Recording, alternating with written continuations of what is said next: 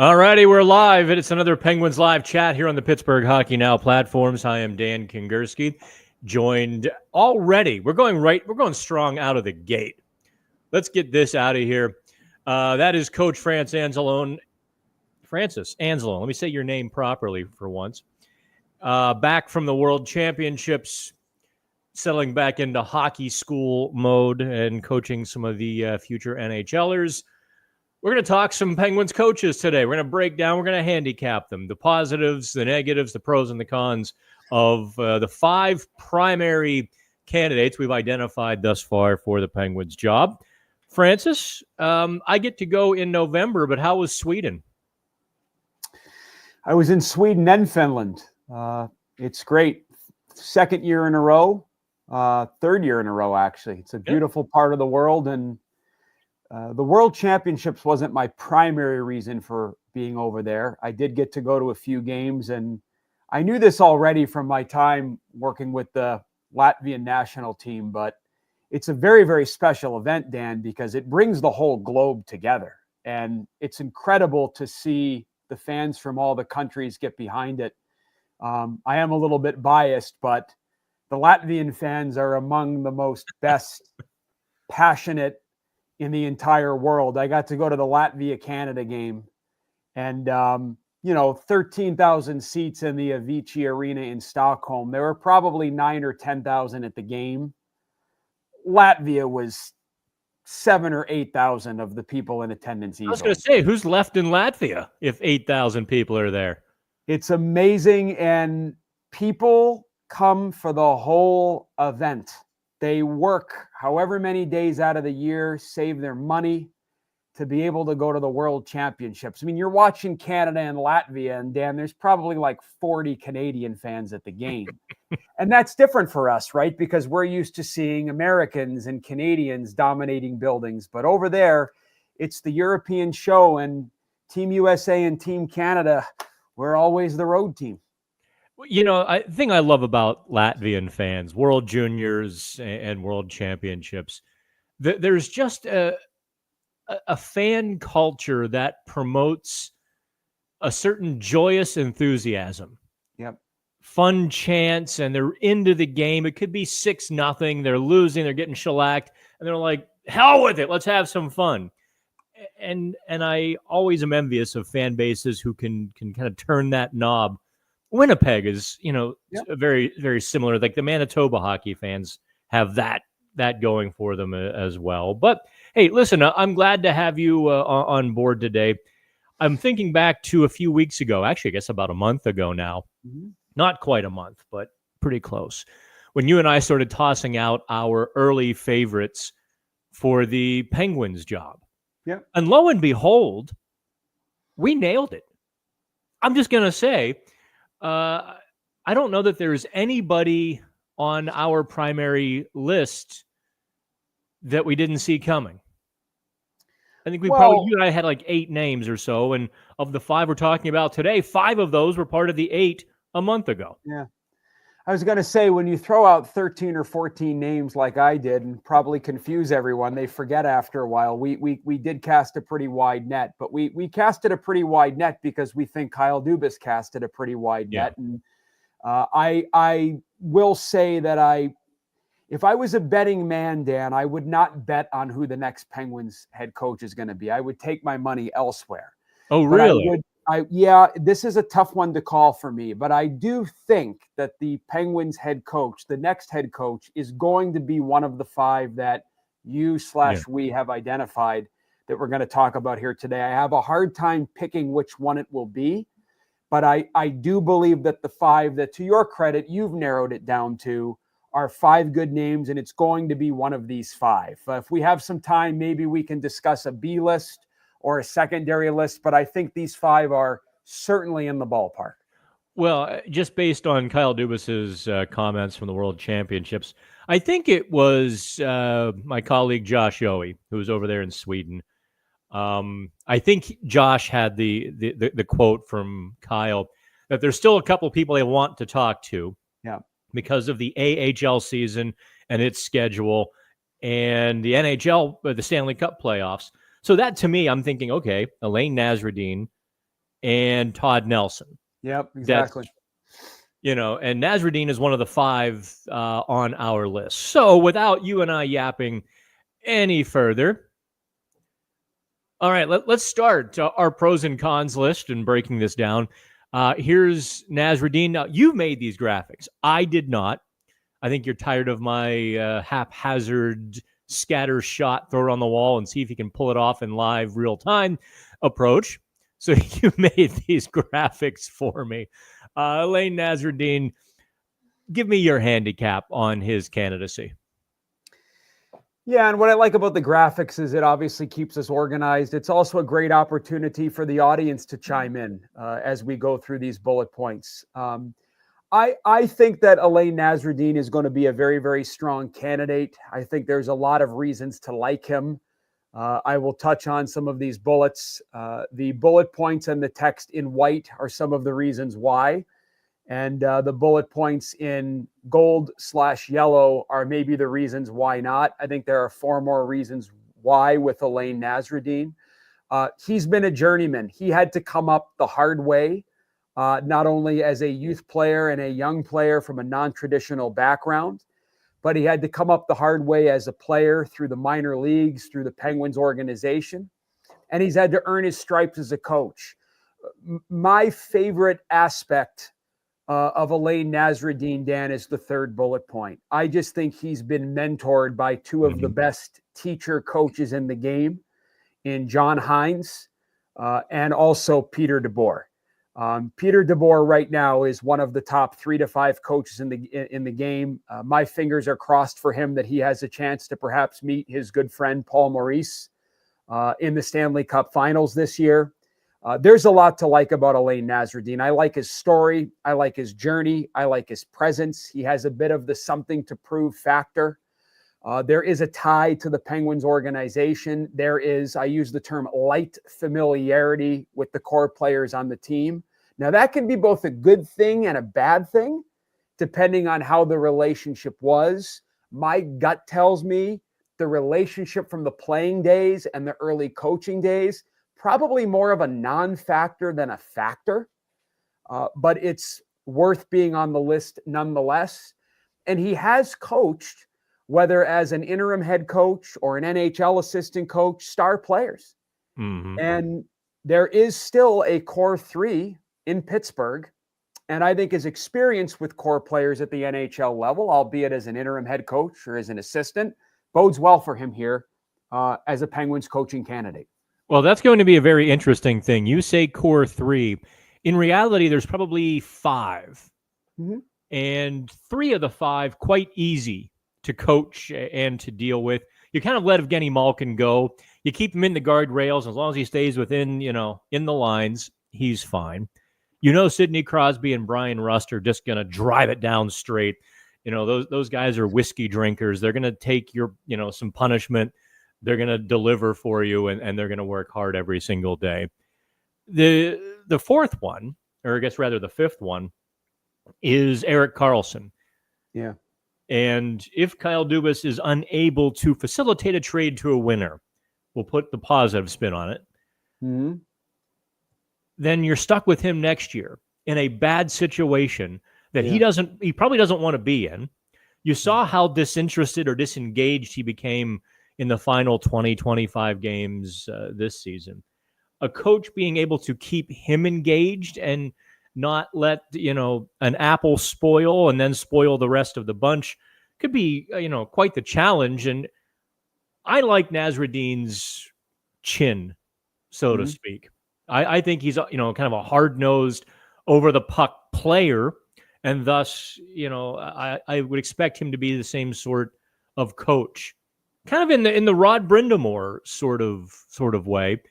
They knew one way to play the game, and that was with everything. Put your body between the puck and the net, take the hit, give the hit, take the bruises, and show up every day with a lunch pail. I like that mentality for the Penguins. Obviously, I think you're right. The downside, if you haven't been a head coach a whole lot, a lot, what are the X's and O's like?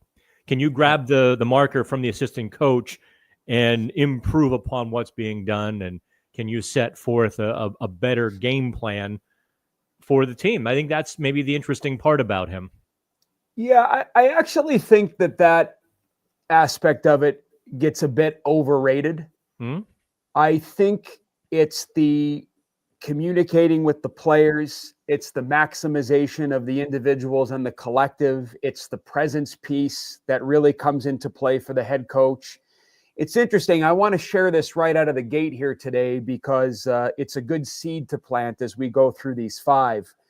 I was listening to a podcast while I was overseas. I was actually walking along the Baltic Sea, not to make anyone jealous. It's quite the sight in 40-degree weather with my hoodie up. I was listening to a podcast. It was an interview Jim Rutherford gave with an author named Stephen Brunt, relatively recent.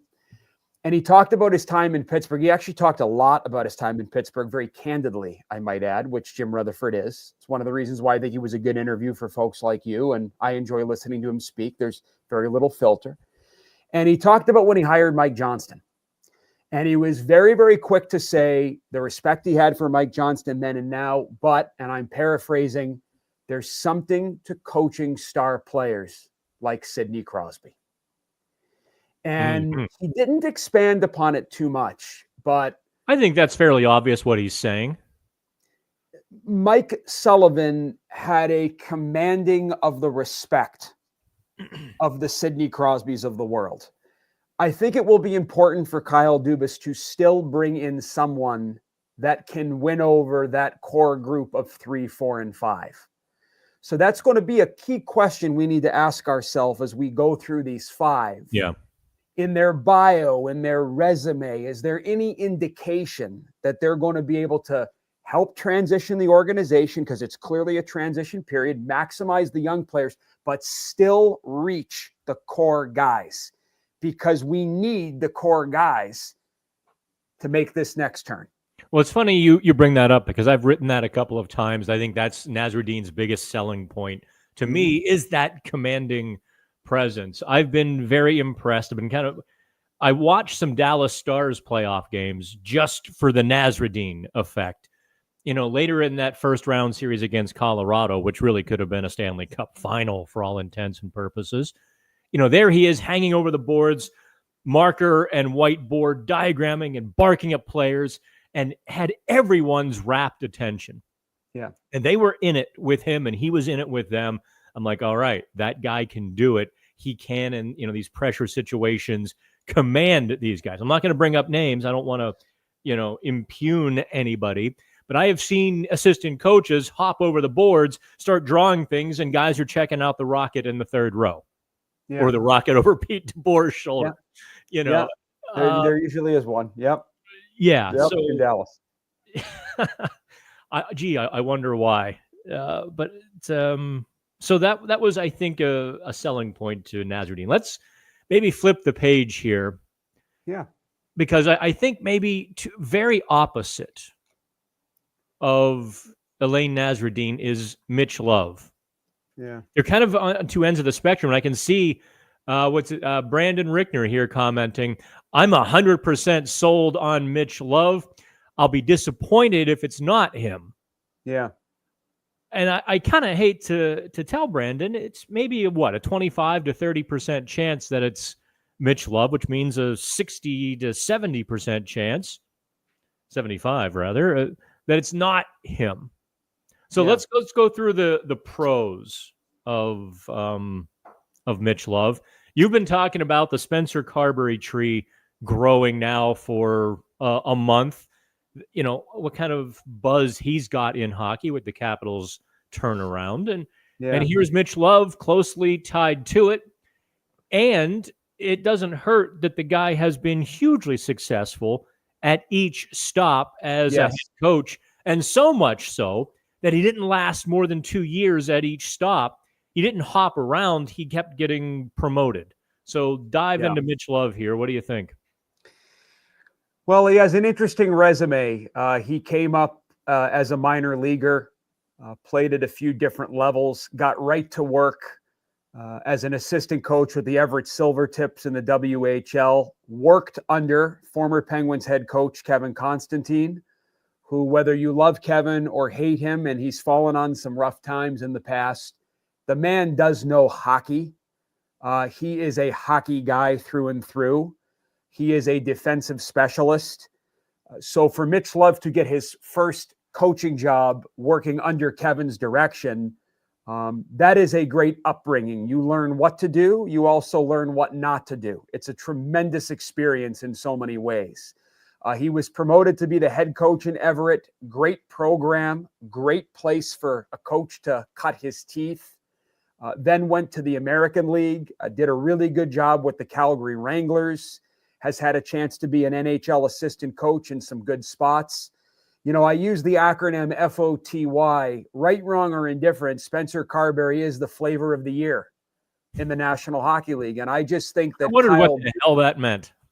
Kyle Dubas, I think, is intrigued with getting his ice cream out of that cooler. That's just the sense I get.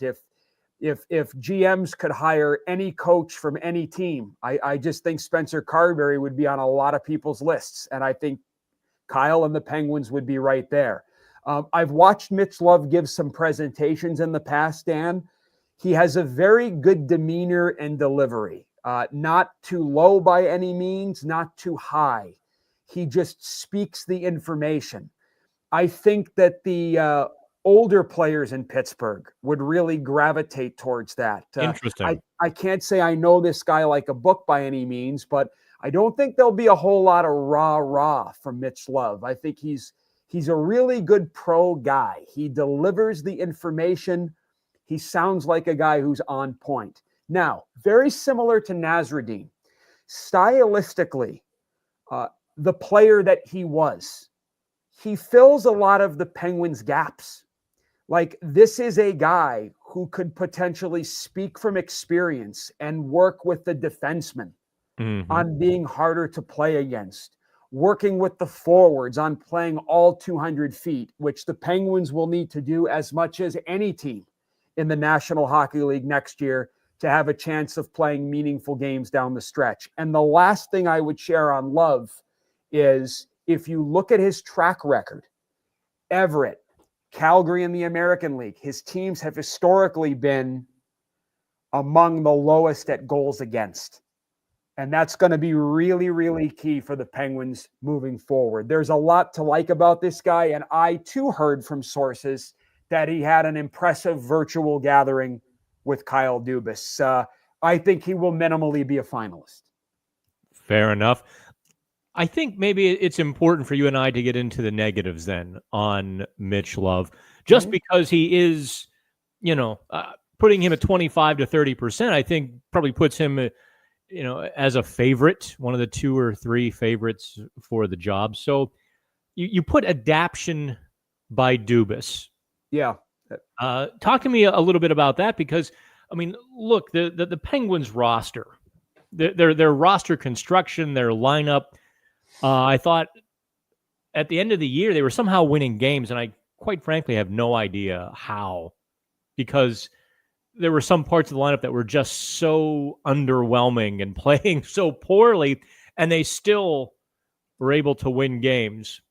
As Mike Sullivan maybe looked at me one day with a little smirk and a scowl simultaneously. It's like, well, our goaltending's pretty good right now. So they had that. I would imagine that you hire a guy like Mitch Love, you have to go get some players who fit a Mitch Love. Yeah, and I think that this whole Penguins situation has forced Kyle Dubas a bit as a hockey guy to adapt. I think if he hires a Nasreddine, if he hires a Love versus a Woodcroft, who we're going to get to in a second, a Jeremy Colleton, who's Sheldon Keefe's assistant in New Jersey at present. They're different stylistically. They're different. I mean, listen, Dan, every coach and manager values competitiveness. Every coach and manager values hard. Like, I want some guys who just take a few days off, keep the room relaxed. No one's ever going to say that. Right, but like to put it in simple terms, like I can't see Kyle Dubas and Kevin Constantine having coffee together at a Starbucks. I see Kyle going to sit at a different table, okay? Mitch Love came up around that type of a coach. I think he's got a DNA about him as a coach, But, listen, Sheldon Keefe, who Kyle Dubas was very close with, he came up the hard way too. So I just think this whole situation at large is forcing Dubas and Spezza to really look at, okay, we have to shape it in our image. We have to shape it towards our vision. But what also fits Pittsburgh? What also fits the National Hockey League of 2025? I think I think it's really important that you build a team to the identity of a city, no matter where you are. I've coached in South Dakota. I've coached in Louisiana. You got to try to shape the team to the image of the city. I think that is a very real thing.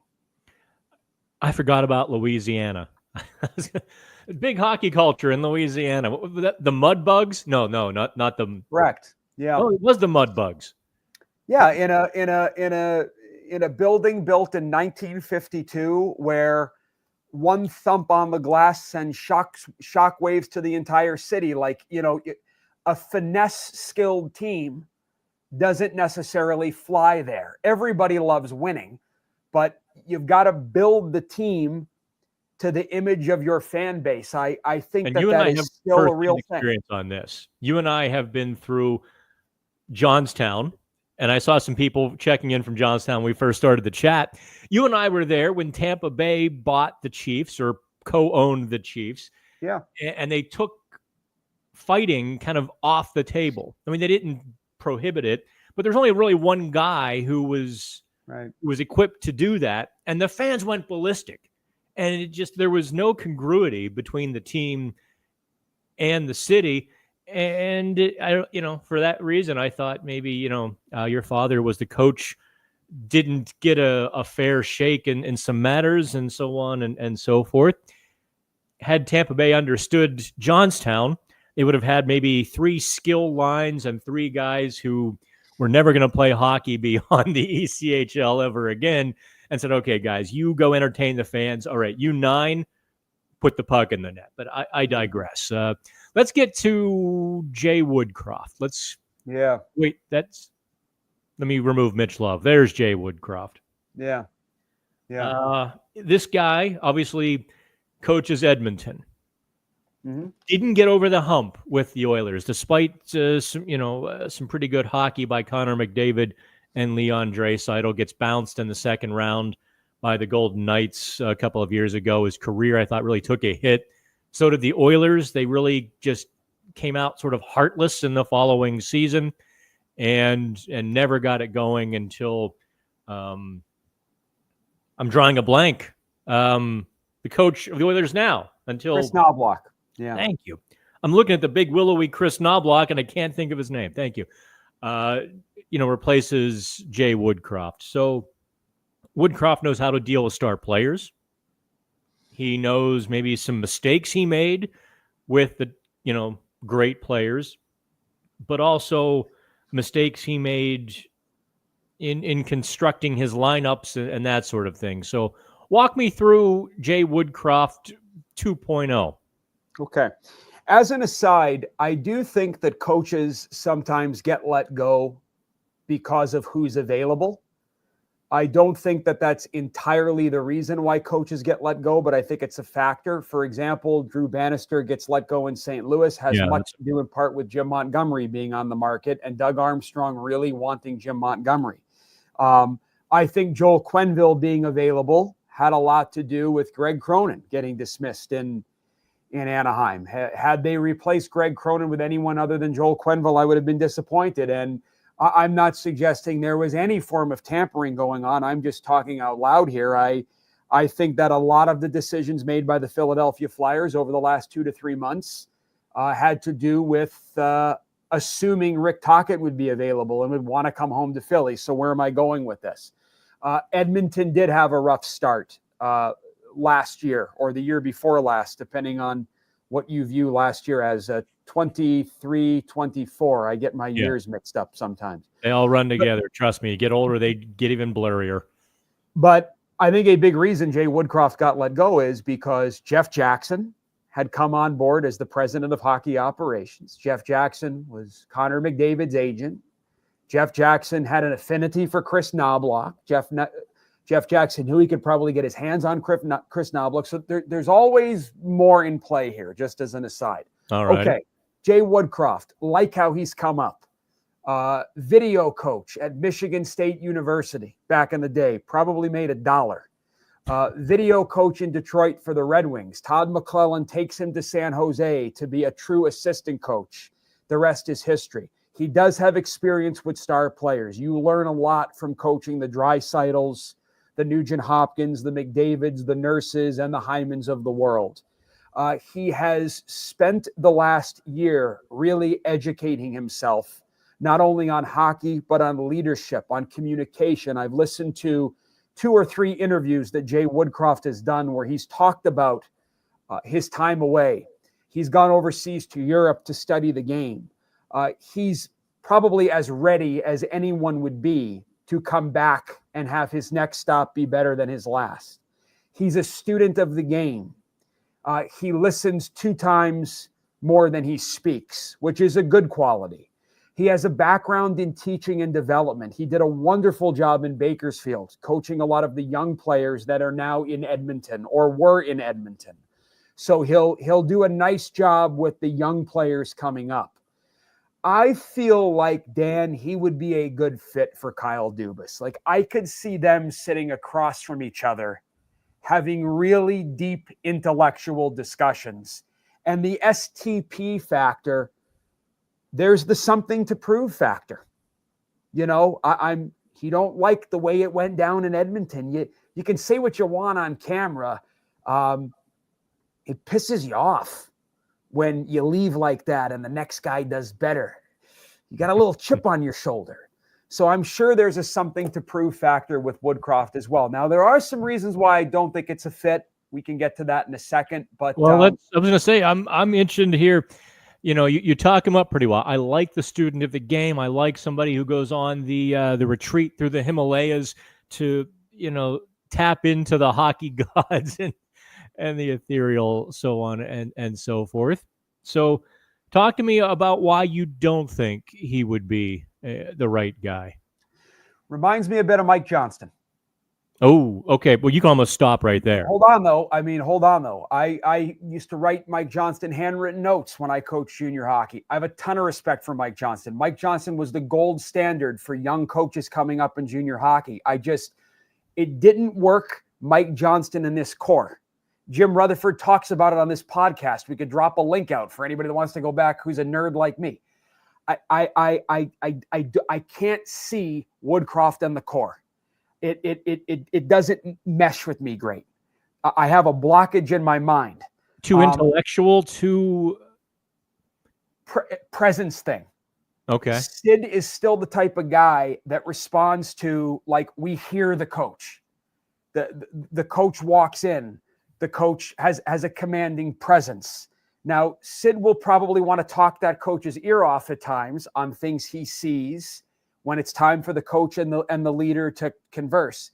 But I still think Sid is from that old school, like Nathan McKinnon, his best friend, plays for Jared Bednar. There's a presence there. I want to be very clear. If Woodcroft gets hired as the head coach of the Penguins, I'll be jacked to go to training camp and watch him work. When I close my eyes, there's a blockage there. I see others ahead of Woodcroft getting this job for that reason. No, it's funny you say he listens twice as much as he speaks. I think you know from firsthand experience, and I know from being around, that was not the case for the last 8 years of Mike Sullivan's tenure with the Penguins. Maybe at first when he had Rick Talk as an assistant coach, I know Talk got his say in the coach's room. But after that, there was nobody until David Quinn, really, who was able to push Mike Sullivan in one direction or another. It really was Mike Sullivan's team and Mike Sullivan speaking almost to the exclusive. So that would be, I think, might be some culture shock inside if that happened. And a real key with coaching today, I think, is you have to open your ears to the players' feedback. It has to be a partnership, all those buzz terms. but they have to know that at the end of the day, you're going to make the decision. And there does come a point in time in the dialogue with the players where you have to say as a coach, that's enough. And I think Mike Sullivan was very good at that. Trust, honesty, but there comes a point in time where I appreciate your perspective. I'm going to make the decision now. And I could see that with some other candidates ahead of Woodcroft. I'm trying to be very careful here because I don't want to mislead you or the audience that I know Woodcroft that great. I'm just a student of the game, and these are the things I see when I study Woodcroft. Okay. And then the other piece is just the goals against and some of the struggles in Edmonton towards the end. Dubas will need to grill him on that. Well, that's absolutely true. I mean, Edmonton, they especially against Vegas, lost the defensive side of the puck. They would score a goal, and they looked very much like the Penguins of the last couple or a few years when Vegas was able to score upon them within the next 90 seconds, I think 3 or 4 times in that 6-game series. Yeah. It was something ridiculous. Now, in fairness, Jonathan Marchessault was on a heater unlike he's ever been on in his life. He couldn't miss the net if he tried. By the same token, he was getting these chances, and William Karlsson was getting these chances after Edmonton scored and in these big moments. And it was a continuous problem. It wasn't just once or twice. You're right. They didn't fix it. Yeah, okay. And I don't know, Dan, last thing on Woodcroft. And the audience may think that this shouldn't be a factor. That I don't see a stylistic fit with the city. Woodcroft. See, now that surprises me because I thought Woodcroft is more of an offensive-minded guy, which is the DNA of Pittsburgh hockey. He doesn't strike me. He doesn't strike me as the type of guy that, like Mike Johnston in Pittsburgh, not the world's greatest mesh. Mike Sullivan in Pittsburgh, hardworking textile mill town where he's from in New England. There was a good stylistic mesh there. Woodcroft is more of an intellectual processor. Okay. Definitely has, and I don't mean to take a shot at him, more of that assistant coach personality. There's no question about it. So I'm not sure on this one. I've got a little bit of a block in the brain. I wouldn't bet on him being the coach. Let's go to my original number one choice. DJ Smith. Yeah. What really sold me on Smith, Francis, when I started doing my research, literally, I got home from the Kyle Dubas press conference. I wrote up the couple analysis articles, and I just began going over coaches over the last, 5 and so years who have been on rebuilding teams and looking at them sort of as a first run. What could I learn? What could I see? And I'm like, wow, DJ Smith, interesting. I remember how Pierre Dorion fought to keep him. There was a drumbeat to move him on probably a year before Dorion did. But the Ottawa Senators organization liked him so much, thought he was such a great fit. And when he was eventually let go, the compliments from Brady Tkachuk and a couple of the other star players, young star players at that time, a few years ago, were more than just your token lip service. It's our fault, not his. He was a good coach, blah, blah, blah. They were thanking him personally. And that struck a chord with me. But I also would imagine maybe that's not good for the Penguins core. So walk me through DJ Smith. And I don't know DJ personally, but I know a lot of people who know him. I know one gentleman who knows him very, very well. One of the genuinely good guys in the game. Like, it's really hard to find somebody that would say something bad or negative about DJ Smith. There's familiarity with Kyle Dubas from the time in Toronto. I think that there's a comfortability factor. The second bullet point up on the screen, DJ Smith came up through the Canadian Hockey League as a coach. He's a Canadian guy. There's probably a lot of mutual connections. Dubas and DJ Smith.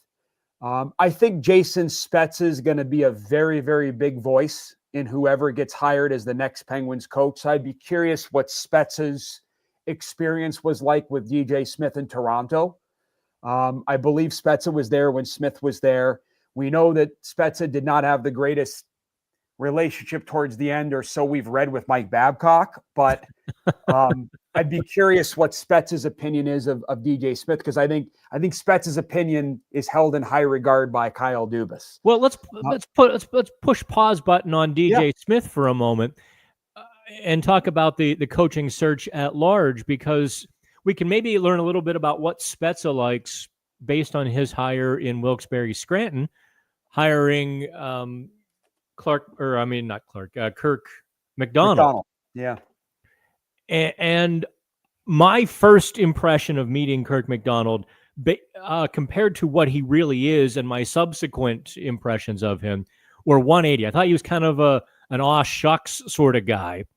And in reality, he's a level 9.5 intense guy who's not afraid to be banging on the glass, to get his team's attention during practice or during the game, rather.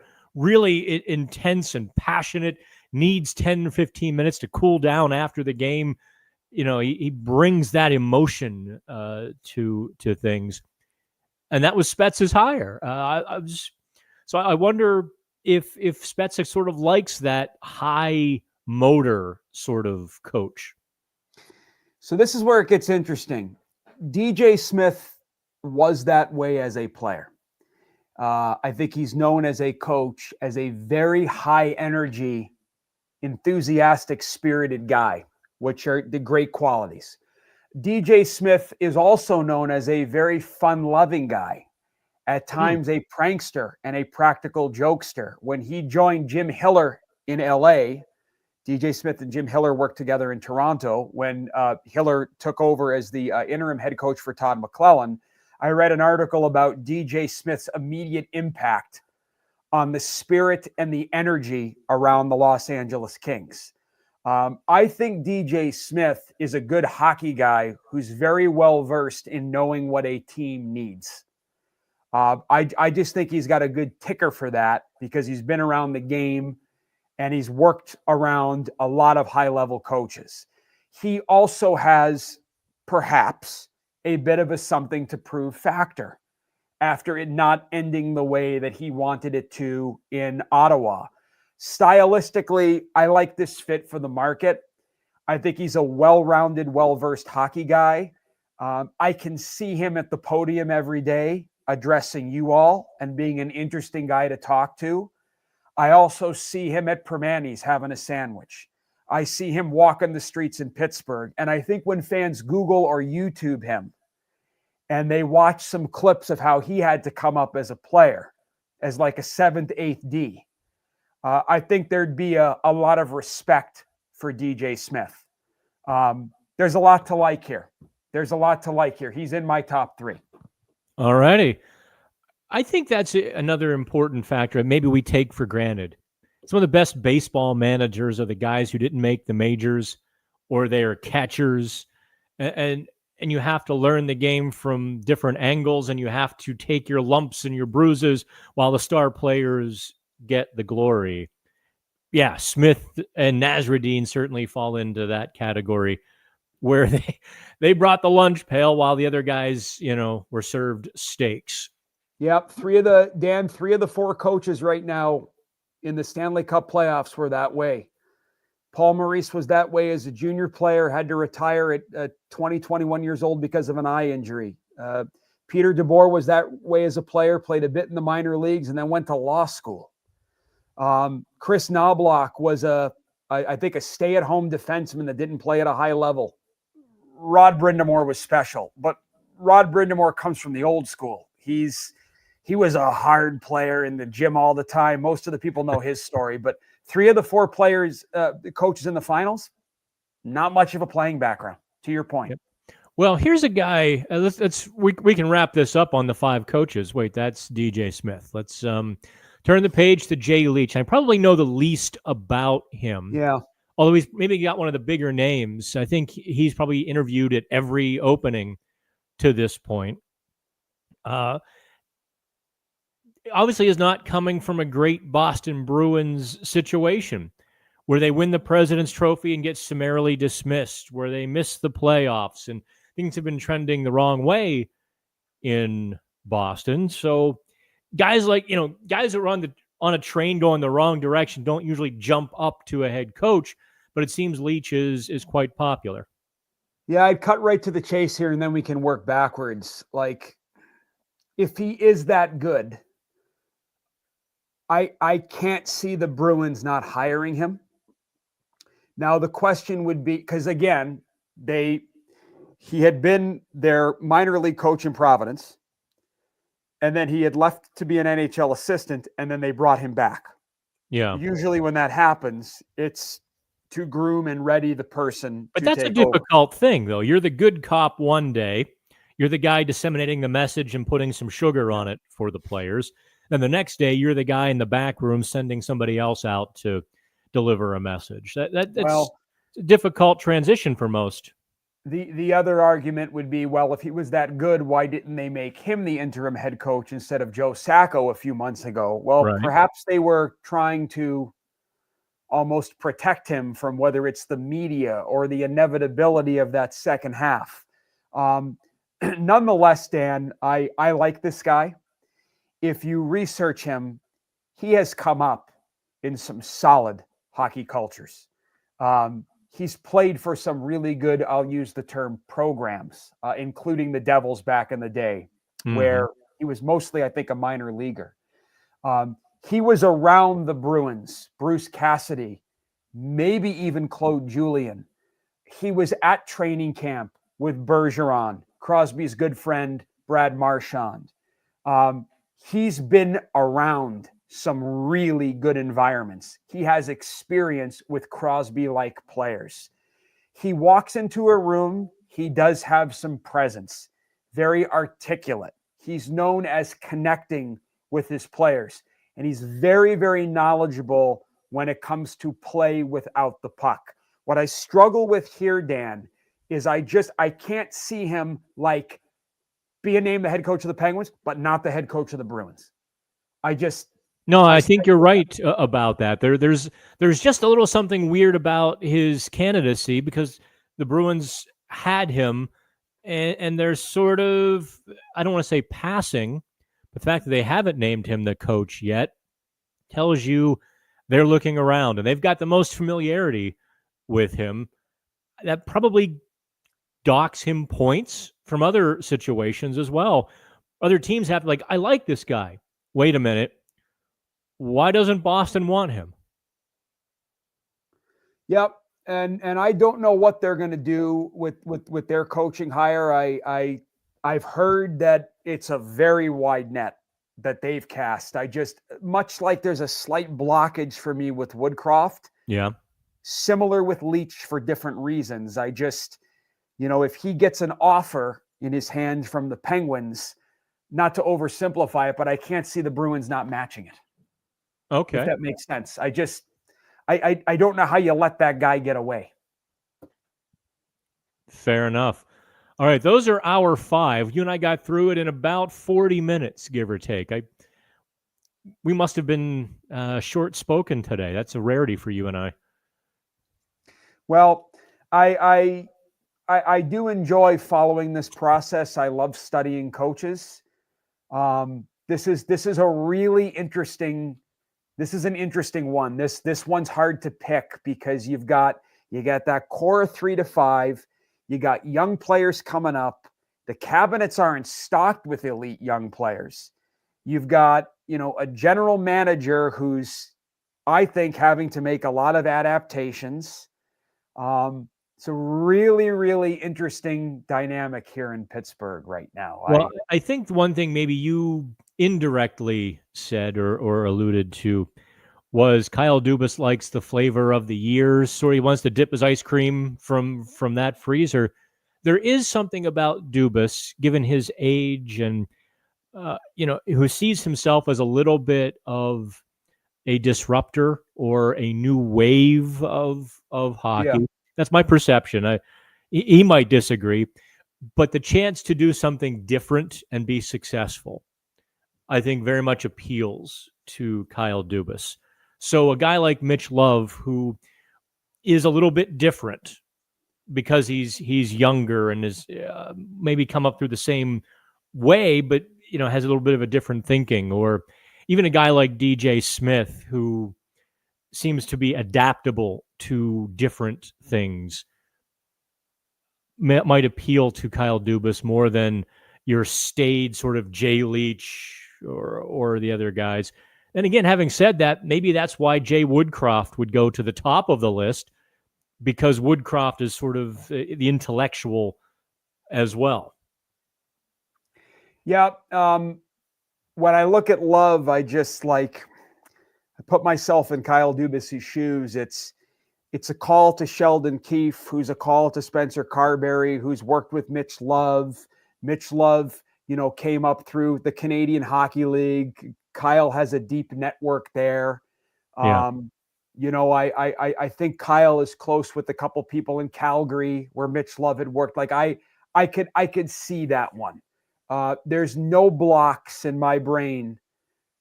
Mitch Love is the head coach of the Pittsburgh Penguins. There's a couple reasons why maybe not, like there are with any candidate, but I could see that one happening.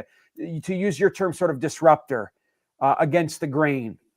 That's the guy on this list that fits that for me. I want to see Nasreddine get another chance. I really do.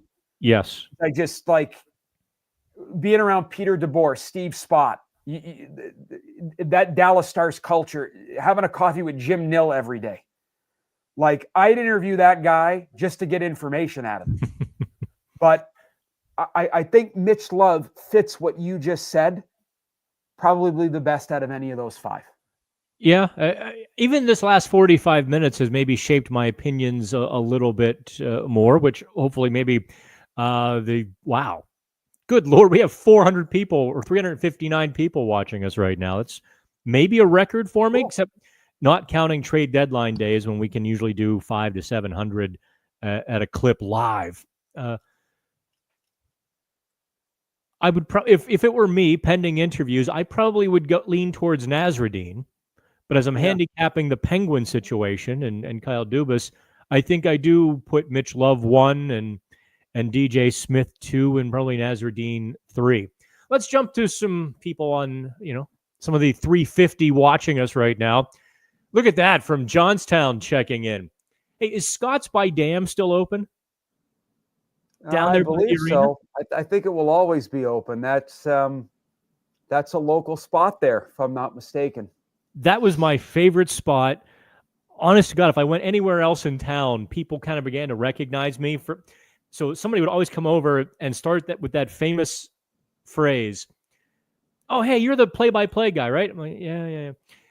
You know what's wrong with the team? And I'm like, oh, God, I just want to eat my lunch and go back to work, please. And Scott of Scott's by Dam would always shoo them away from me. God bless him. I'd be curled up in the corner with all my game notes scattered around a booth, preparing for the game and whatnot with a giant taco. And somebody would come up, "Hey, you know what's wrong?" And Scott, "Hey, leave him alone. He's working." And I would just tip the heck out of that guy. I digress. I can't believe how long ago. That was what, 18 years ago or so?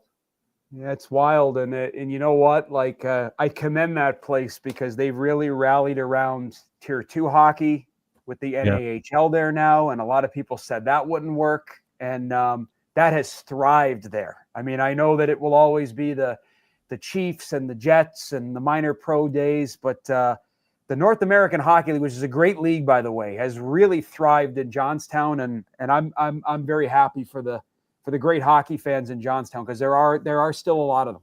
Oh, the Booster Club in Johnstown was second to none. Those people, what they were willing to do for their team was really very loyal. Maybe not a large following, but very, very, very loyal, passionate. They would go pick a player up and take them somewhere if they would. Oh yeah, hey, no problem. It was quite special. That regular dude Afternoon, everybody.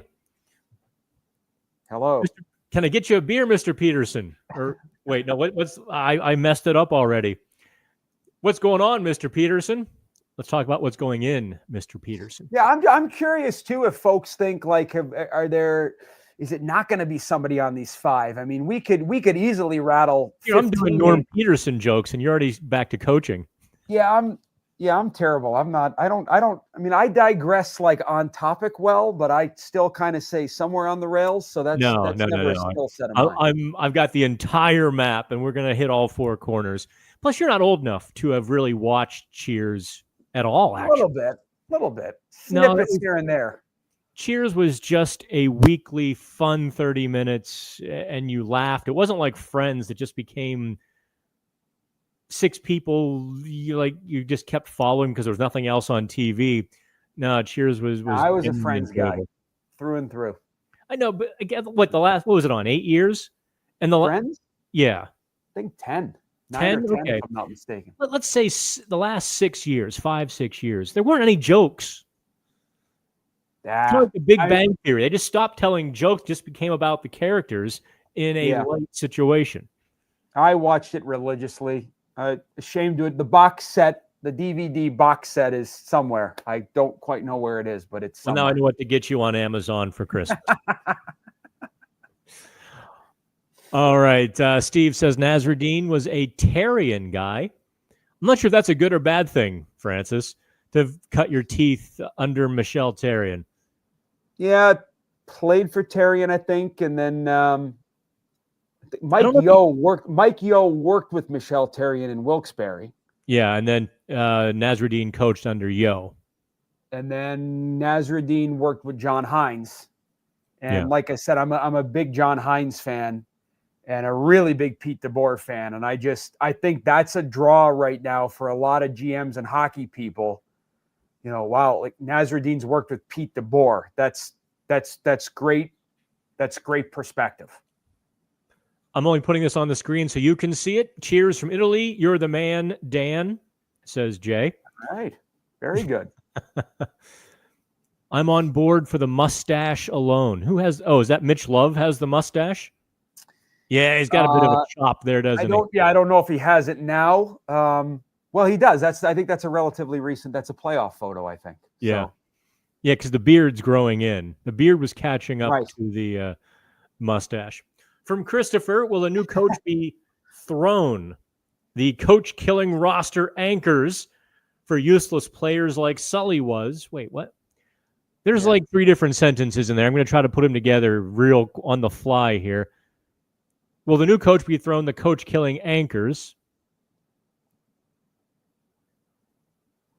I have no idea what that's. A little tricky to follow. I follow the first part, and I think I know where we're going with the third part, but I struggle with. Let's talk about the coach killers. And I think I mentioned a bit of that with, you're going to have to get Erik Karlsson's buy-in if he's on the team in the fall.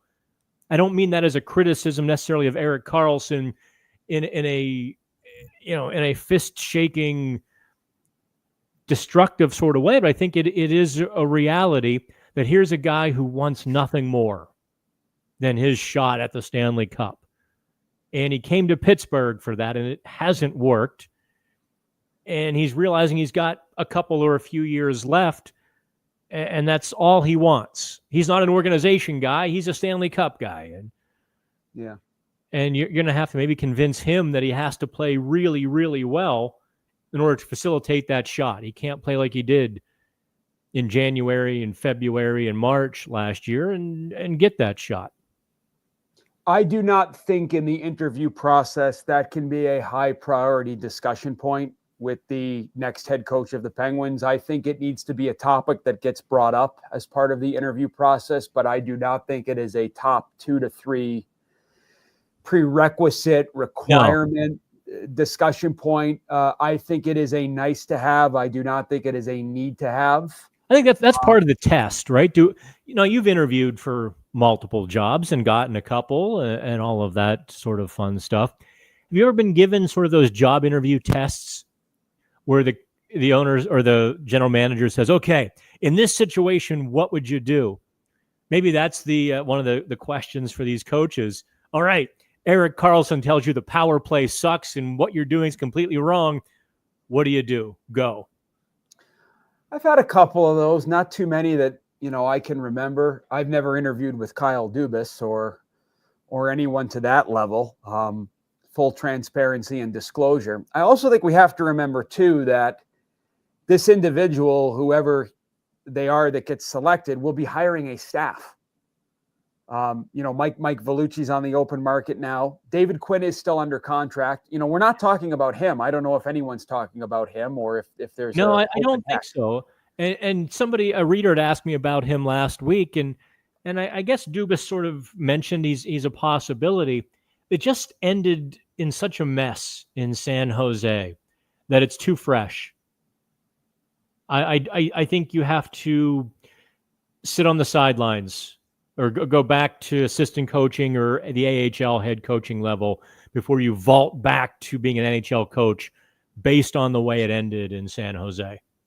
Yeah, and it was also, part of me thought too that he would join Mike Sullivan, with the Rangers. I kind of wondered. I suppose it still could happen. I think he is under contract with the Penguins. So, minimally, this person's going to bring one or two coaches with them. And I think we also need to factor that in too. Great head coaches will find good assistants to fill their gaps, to address, team needs, areas that maybe they as a coach aren't strong in. And, perhaps the Karlsson factor becomes a play there. I wonder if Mitch Love, how he would fill out his staff. Having only been in the NHL for a couple of years, he probably doesn't have the network or the Rolodex that even, a Jay Woodcroft or Elaine Nasreddine would have. He hasn't been around a lot of circles, only been around the capital circle in reality. So that I could see like Kyle Dubas saying, okay, you're going to be the coach. Yeah. Here's a list of 5 people, hire 3. Yep. I think if we fast forward ahead, Mitch Love's on the bench. If we're going to do this, let's do it. Yeah. Why not? To his right, an offensive guy, probably a guy he hires with Dubas and Spezza. That's my guess. And to his left, depending on what bench we're on, with the D, an experienced person. Yeah. That's my like, for example, I could see a David Quinn working with the Mitch Love, the mentor, gap filler role. Hey, Mitchie, I've been here before. I've made this mistake. Don't walk in the locker room right now. You're emotional. That's what a lot of first-time NHL head coaches need. They need that person to look both ways and cross the street before you do, so you don't get hit by the bus. Well, that's what they call a bench coach in Major League or in baseball. Exactly. Somebody who tugs at at the back of your jersey when you're about to go out and rip first base off the line and carry it into the locker room or the clubhouse, rather. Spencer Carberry in Washington has that, I think, from what I perceive and what I've read, with Kirk Muller. Yeah, absolutely. Kirk Muller, there's nothing in this game Kirk Muller hasn't seen. I think that if it's Love, if it's Nasreddine, certainly if it's Leach, you're going to see someone like that on the staff, I would think. Vellucci, I'm just going to toss this out there and leave it. I think is criminally underrated as a coach. The guy's just been successful. People seem to like him, but maybe he got swallowed up in the Mike Sullivan vortex in Pittsburgh, where he had a job to do. He did his job and knew that he wasn't going to make any headway arguing one point or another with Sullivan, so he carried out the orders. I'd like to see him get a job somewhere else. He would also, I think, be an experienced guy who could tug at somebody and say, hey, be the guardrails for a first-year coach. Yeah. Anywho, but he won't be that in Pittsburgh. Very, very, very, very underrated. Just not a guy that attracts a lot of attention, but I agree with you. Good hockey man. Working with Team USA right now in the Worlds as an assistant to Ryan Warsofsky. who's a relative of Mike Sullivan. I always forget what the connection is there. Ryan Warsofsky is the San Jose coach, might be cousin, nephew. There's a tie to Mike Sullivan, and I'm sure Sully made a call to Ryan Warsofsky on Mike Vellucci. I could see, I don't think there's an opening in San Jose for an assistant, but you never know. I could see Mike Vellucci working with a coach like that. Yeah, I forget the connection with Warsofsky. I think maybe they're just really tight family friends or something along those lines. But yeah, Brandon said Mitch Love has an episode of the coach's site or on the coach's site. Yep. The importance of stick on puck play. Yep. You've seen this Brandon is bang on. This is one of the presentations that I referenced earlier of Mitch Love. He's very detailed. He's very articulate. He's not going to jump through the screen. He's also not going to put you to sleep. He's very on point. And players appreciate that. I especially think that the core players will appreciate that as well. He just strikes me as the type of guy that he delivers the information. All right. Phoenix says, frankly, I don't have an opinion at this point. I'm too tainted. Between Hextall and Dubas, this team hasn't been in this bad of a shape in a long time. I don't know, Francis. I don't feel like the Penguins are in terrible shape. I feel like Dubas has done a decent enough job. Now, he's whiffed. He's had some big swings and misses. There's no question about that. Between Ryan Graves and Carlson is kind of in a gray area in the middle there. Some other players he probably would ask for a redo as well. But I also think he's done a nice job of putting some foundational bricks down. The Rutger McGroarty, the Ville Koivunen, and Sergei. Well, I guess Sergei Murashov was a Hextall draft pick. Mm. So there's some young guys on the way. Tristan Brose was also a Ron Hextall pick in 2021. Yeah. Who quite frankly looked like he was going to not be a Penguins prospect until his senior year in Denver and all this, or junior year. And it just all clicked when they put him in the middle. So he's on the charge.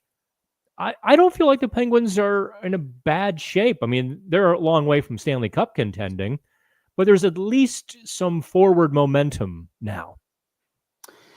Yeah, the two blemishes for me are Carlson and Graves, and perhaps it's been a weakness of mine in my career coming up, albeit at much lower levels. I've just never valued Carlson-like players. I've always been okay with missing on those guys or passing on those guys. Call me a Bill Zito, Florida Panthers type of guy, but last I checked, they're trending towards doing it again. But look, he went out and got Seth Jones, who was brilliant in Game 7. Yeah, I mean, much different style of player, different size, as you know. I've tended to value those types of guys.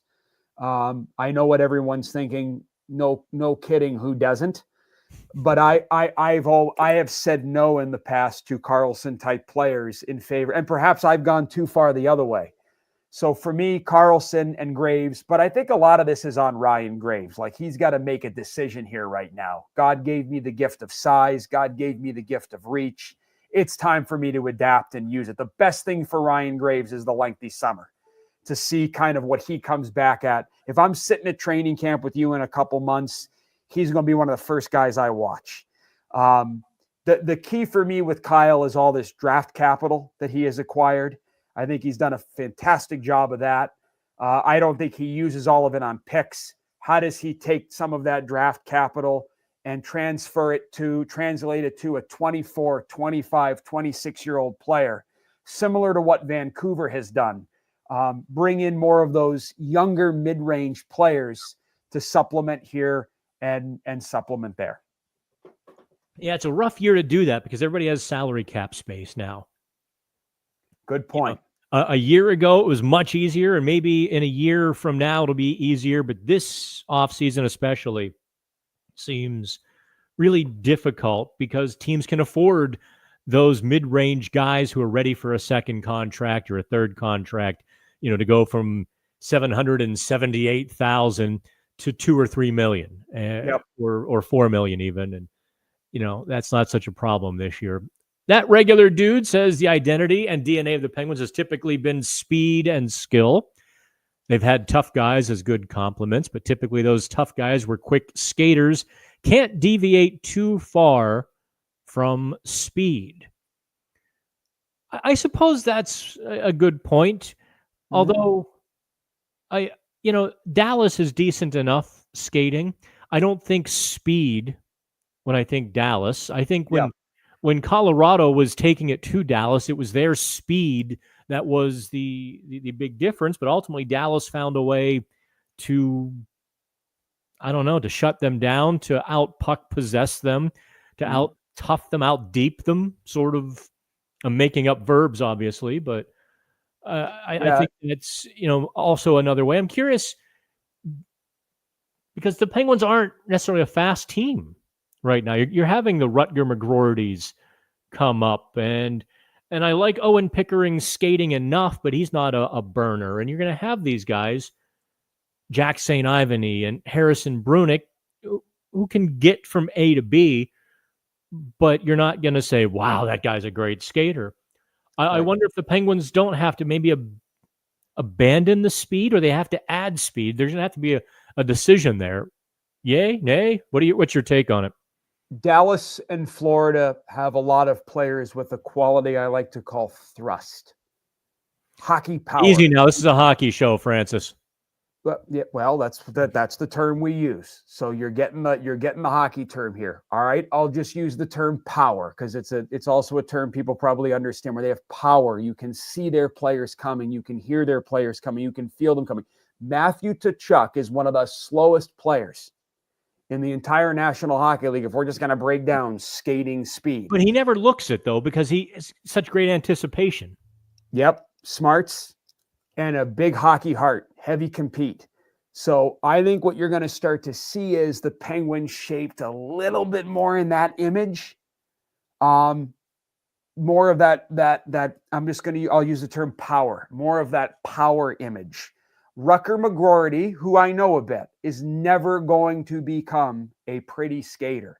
You don't want him to become a pretty skater. You want Rutger McGroarty to develop more power, more strength to his game, like a Matthew Tkachuk. Burst, thrust. I don't mean to throw you off of the coaching jargon. I'm just, listen, you do an hour-long show, I'm going to slip in. These things are bound to happen. All right, let's go to Logan. Here's one of our last questions. It's hard to know what this team will be like with a new coach and fresh eyes and some young players allowed to make mistakes without being benched.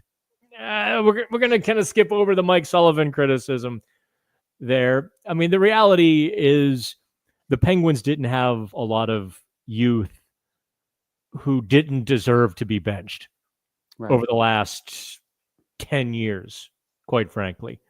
Yeah. I just put an article up at 10:30 this morning about the Penguins' lack of draft picks from 2013 to 2024. They only had 4 first-round picks. One of those was Braden Yeager, who they flipped for Rutger McGroarty. So I guess maybe in this context, we can talk about McGroarty as a Penguins first-round pick.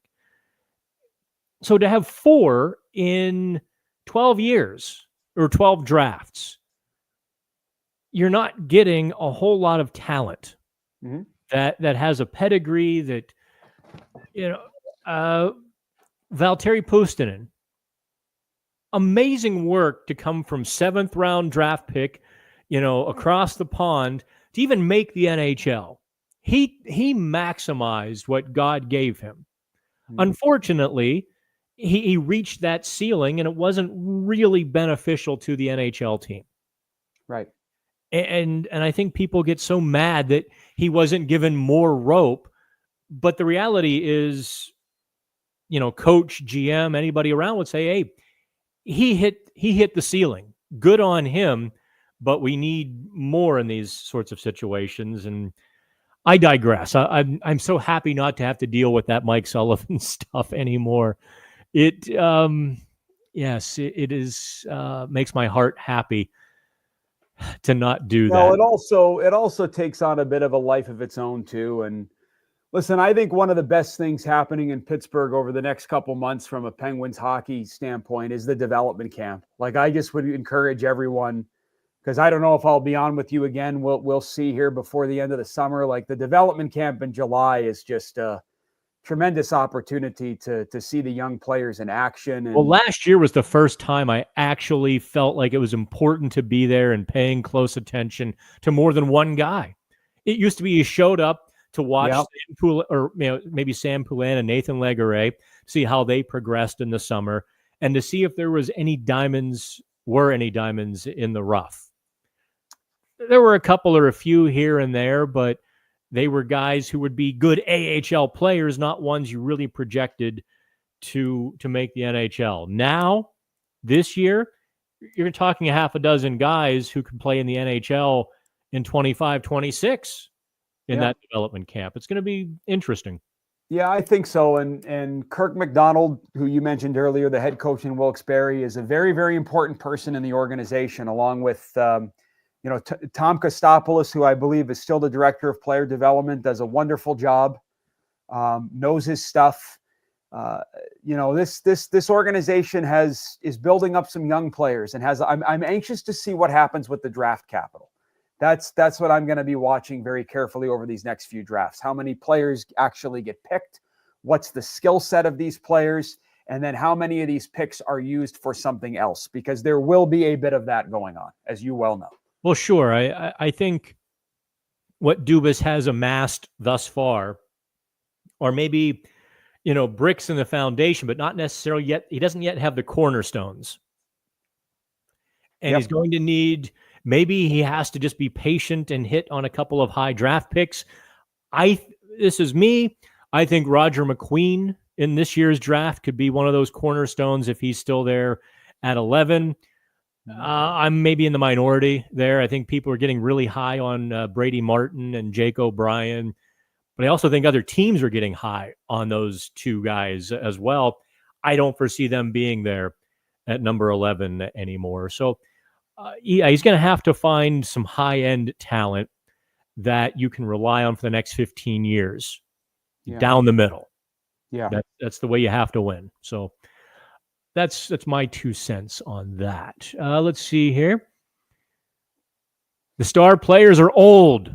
We need to understand that this is a full rebuild. It is, but it's also on the fly, too. If it were a full rebuild, Sidney Crosby is gone, Evgeny Malkin's gone, Chris Letang is gone, Erik Karlsson's gone, and they're dumped for what they can get, not necessarily holding on for hockey trades for a couple of them.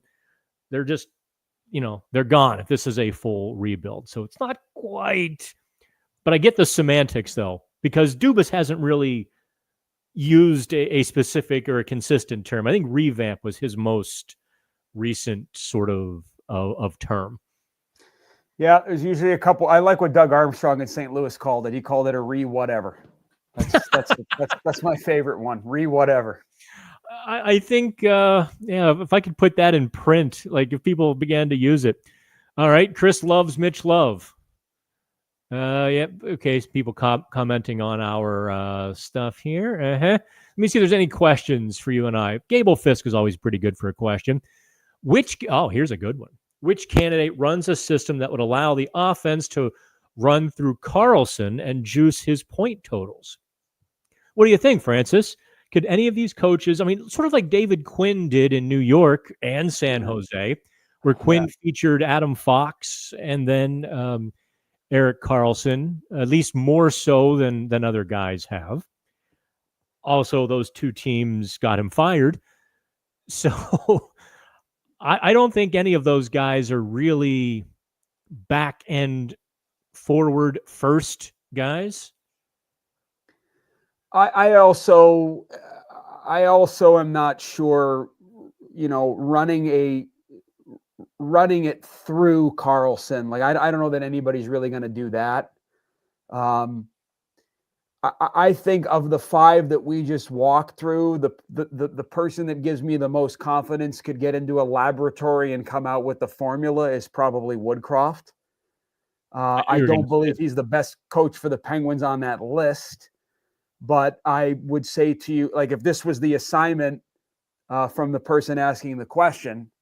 If this was the mission, Yeah. I would put Woodcroft, that he would be my top of the list candidate to do that. If the general manager said, I need you to spend the next year or part of the season, we need to run things through Carlson, I would say Woodcroft, but try selling that to the rest of the group, especially 87. Like that's not going to go well. Yeah, if Carlson were 4 years younger, I think that's maybe a more serious discussion, but you don't construct around a soon-to-be 35-year-old defenseman. Exactly. Yeah. You know, Adam Fox with Carlson in Ottawa or post San Jose trade, I get the comparison, but you know, Erik Karlsson still has a great skill set, could help a lot of teams. Closer to the end than the beginning.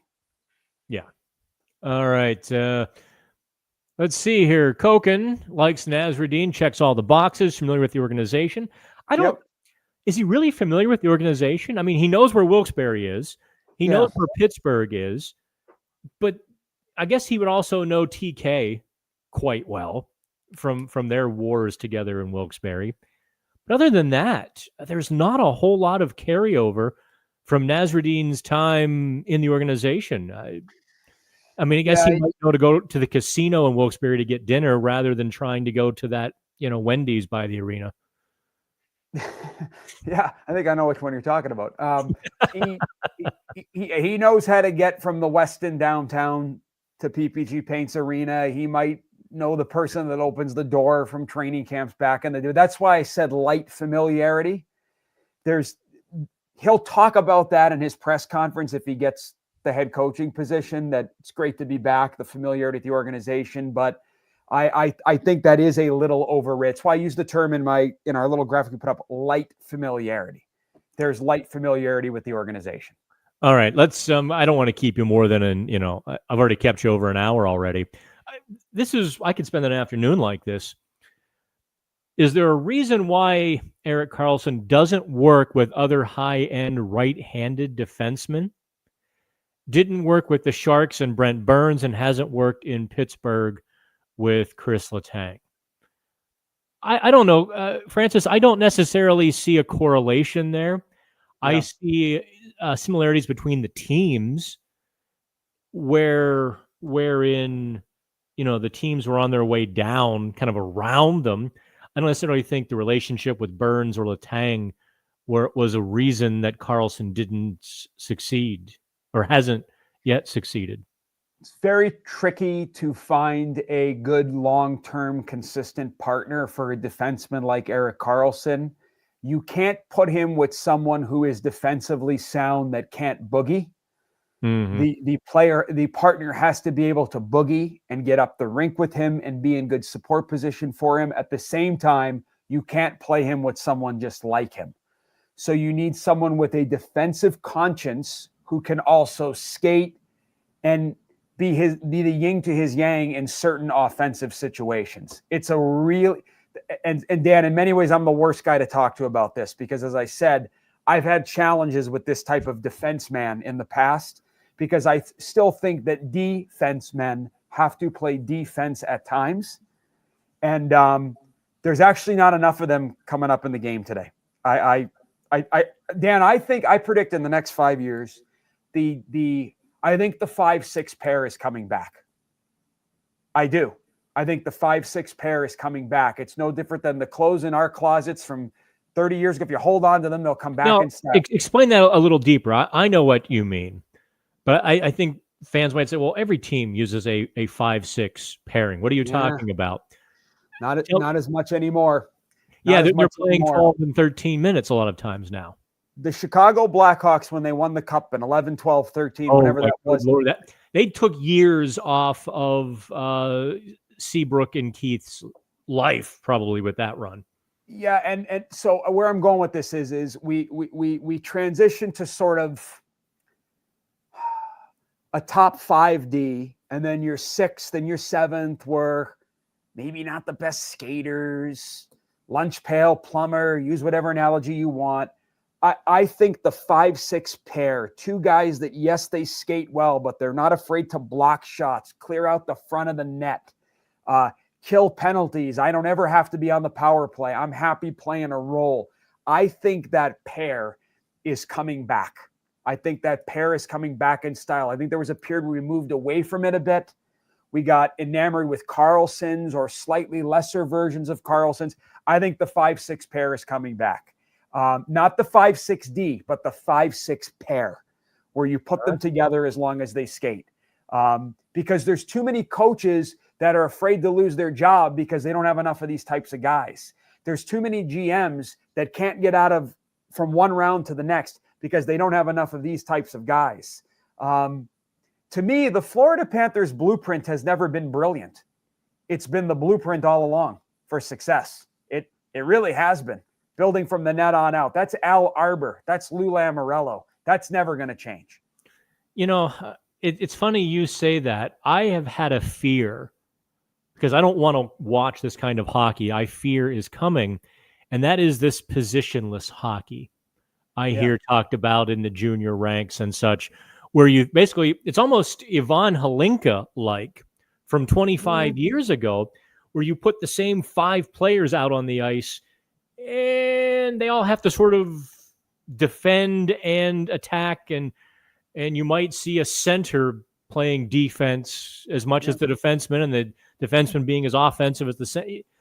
I don't think that's a good way to go, but I also hear people and coaches in the game talking about the march of that positionless. And when you say there are very few defensive defensemen, there's a lack of them coming up through these systems, I'm like, oh no, it's because of this positionless hockey sort of thing. I think that what I'm suggesting is I think that those types of D are going to start to be valued more just because of these. You need some of these types of guys to win a series, to win a round. And there's just too many examples out there right now. Great balance, isn't it, though? If the NHL regular season were paramount, those guys would be much less important. But because the Stanley Cup playoffs are such a different beast, and I use beast with a capital F, you need those guys because you can't win in the playoffs without them. When the games just become wars of attrition and all those sorts of things, you need those guys. And the team's willing to sacrifice maybe a few wins or a couple pucks in the regular season for a couple of wins in the postseason. Maybe keeps the balance in the NHL game. Well, and you need to play a style throughout the season most nights. And you need to have a value system that gets created during the regular season that sets you up for the playoffs. The Florida Panthers were wicked entertaining when they had 100 million points under Andrew Brunette in the regular season. But the point is they weren't game ready come the playoffs. Enter Paul Maurice. They don't finish as high in the standings, but they're game ready come the playoffs. I think that is paramount too, is to be sure you're playing like the Toronto Maple Leafs this year did play a style of game, Dan, that readied them more for the playoffs. I'm not taking anything away from Sheldon Keefe. And Brad Treliving, who I think has done a fantastic job in Toronto of filling the gaps with additions like Carlo, Tanev. They played a style of game that readied them for the playoffs.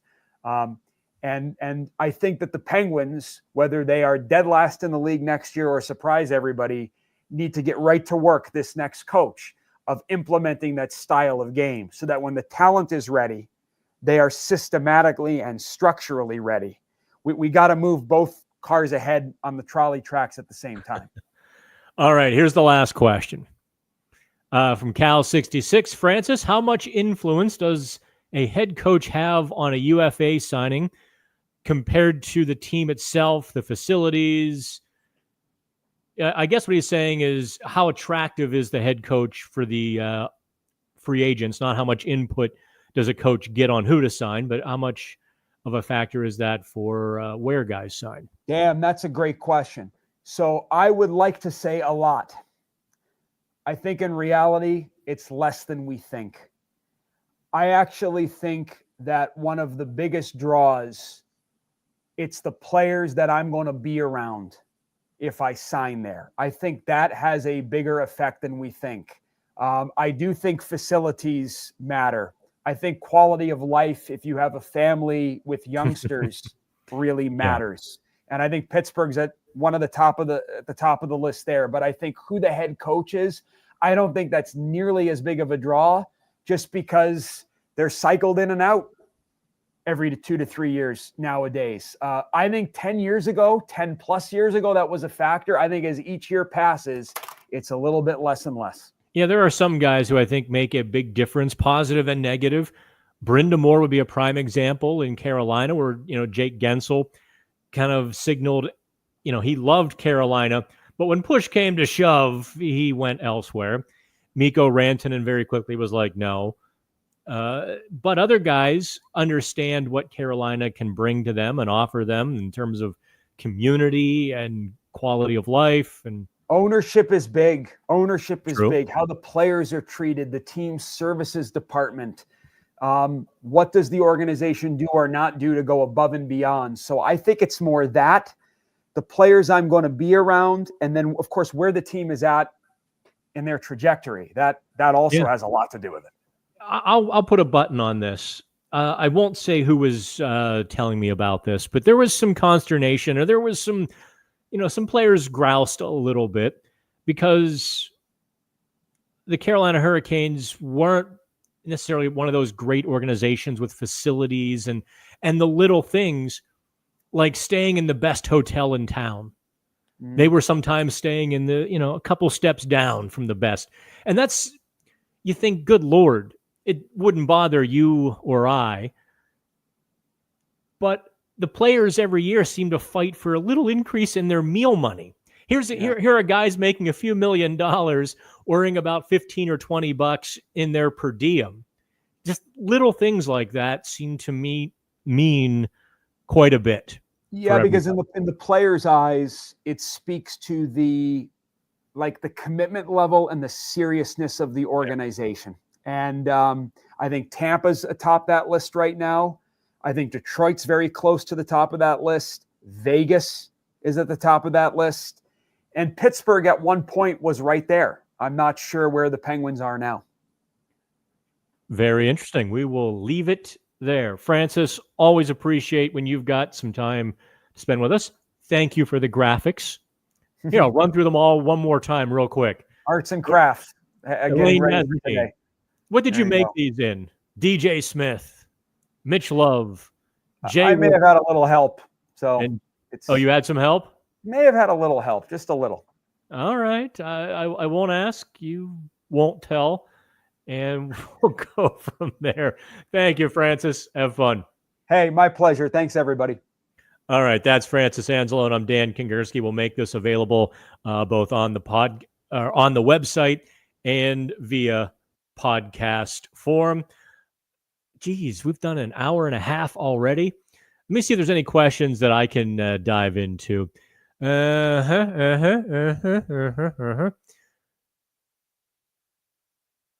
Nope. That's it. Here's, Koken saying Brady Martin 11 would be a great get. And my feeling on Martin, I'm just going to maybe talk for a couple minutes here. My feeling on Martin is high floor, lower ceiling, whereas a guy like McQueen might have a much higher ceiling, but also a much lower floor. Logan wants to know what Sam Bennett's next contract looks like. I haven't even looked it up because it doesn't really involve the Penguins. It'll be a few million more than anybody expects because there will be so many people bidding for him. Also, if Florida is in the ballpark, he's going to stay there. No question about it. Okay, that is it. Kids, I enjoy you very much, and this was a lot of fun today. This I thought was a great chat with Francis. Maybe you, through the course of that chat, made up your minds or got closer to a candidate or opened your mind to a different one. I probably am a little bit different. My thinking, I would have put, Elaine Nasruddin 1 and DJ Smith 1. Now I probably am leaning towards Love and then those two guys. All right, have fun. Click on Pittsburgh Hockey Now. Also, if you jumped on the website. There was my tip jar. If you enjoy these chats, go ahead and put a little spare change in the can. I always appreciate you. Thanks very much. And we will do this again next Wednesday, 1 p.m. Have fun.